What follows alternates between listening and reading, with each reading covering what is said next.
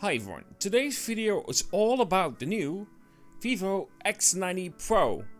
And yes, somewhat of a shame that we don't get the X90 Pro Plus for, of course, the global market. But with that being said, I've been testing it a little bit.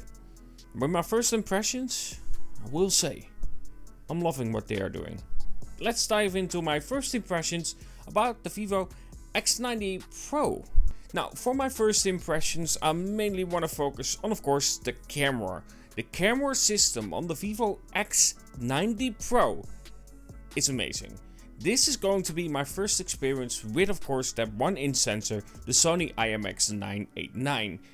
And so far, with testing it, I'm impressed. Not only does it allow for, of course, more natural depth, it also allows for more light to come into the sensor as well. With a 1.75 aperture and, of course, combined with the large sensor, low light should be stellar. But that's not only it, especially with Vivo. The reason why I love Vivo has a lot to do with the capabilities, apart from the hardware. The Vivo X80 Pro was my favorite device of 2022, simply because of the capabilities of the camera. Next to it, of course, the fingerprint scanner that sadly is not the same on the Vivo X90 Pro. This is, of course, the optical instead of the Qualcomm 3D Sonic one, which is a shame. But apart from that, the main thing that I use my Vivo for is the camera.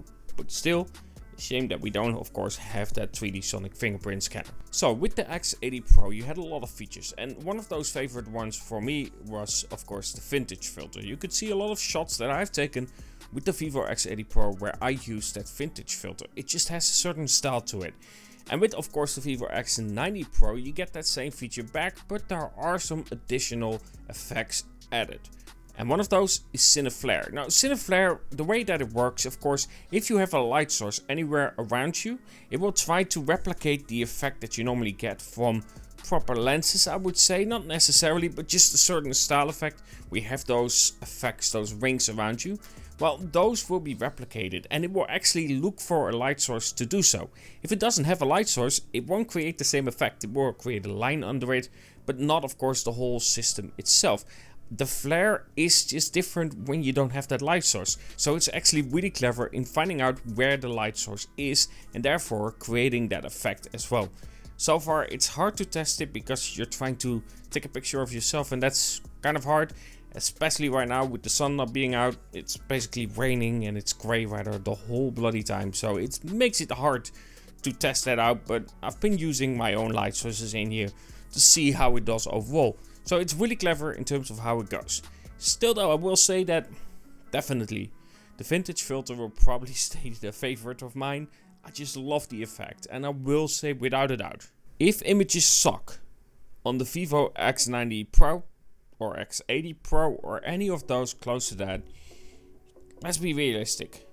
The problem is you, not the phone. Now, of course, as stated, I will need to use the Vivo X90 Pro a lot more to see how it properly manages photography, and of course the CPU itself, because the CPU is of course not the Snapdragon version. No, it's the Dimensity 9200. So I'm curious to see how that one performs compared to, for instance, the Snapdragon 8 Gen 2 and of course the Snapdragon 8 Gen 1 as well, compared to what you had on the Vivo X80 Pro. And for the camera test itself, I'm planning to go to Germany and going on a long travel, because the Netherlands simply doesn't have any hills really. The biggest hills that we have around here are those kidney stones I passed. Yeah, it's really bad in the Netherlands. Not a lot of things go on. It's really flat. But when it comes to that, I really want to see how it does with having some more depth to it, with large margins of depth to it as well, with just having something that is really far away being captured, and see how it manages to do those shots. Because nature shots are beautiful, but in the Netherlands, as stated, it is really flat, so you are somewhat limited in what you can do in terms of depth. Yes, you can do it in cities and just a flat lamp, but honestly, it doesn't look as appealing when it comes to those nature shots. I'd rather have just beautiful hills on the background with beautiful nature shots.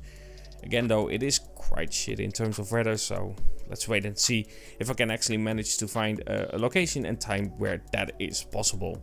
Because the drive is gonna be long, that's for sure. Gonna make a video on that one. Either way, these are my first impressions on the Vivo X90 Pro, and I will say that I'm very curious to see how this one performs overall, and also I will say that the texture on the back is lovely, though I'm not sure about that line just yet. I have to think about that one. Anyway, hope you enjoyed this short video and of course an unboxing. On my other channel, we'll leave a link in the description where you can check that one out. And of course, talk to you guys in the next.